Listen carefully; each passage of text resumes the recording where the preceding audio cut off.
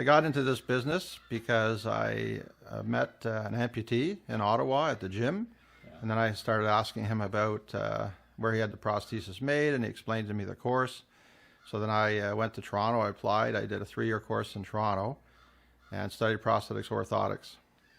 I moved from prosthetics orthotics into custom seating and mobility. I was hired one summer as a student, and then I was asked to do custom seating, which I wanted to decline at first. I thought it was not that interesting and wasn't relative to what I studied, but then I went in for the summer and I loved it. And I was able to do all sorts of neat stuff. What I loved about the custom seating was the variety. I was able to design, manufacture. Each client was different. I would work with pediatrics, I'd work with adults, I'd work with the older population, and everything I did was different. I started developing different products because the hardware that was on the market wasn't very good.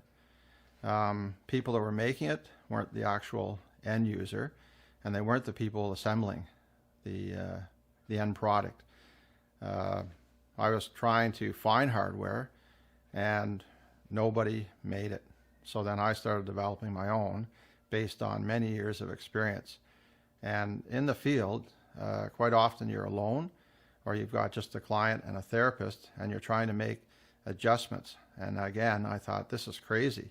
So I started developing hardware that would be more universal, could provide it to a vendor, provide it even to a rehab center, and the tech only has to drill a few holes, assemble it, and they've got a very, very useful product. I hope to standardize the market. Currently, you buy a headrest from any one of the manufacturers, and the hardware is slightly different. If you want to match their hardware to another manufacturer's back or wheelchair, they don't usually fit. So what I've done is I've developed some products, and everything's designed on a 1-inch and a 2-inch bolt center.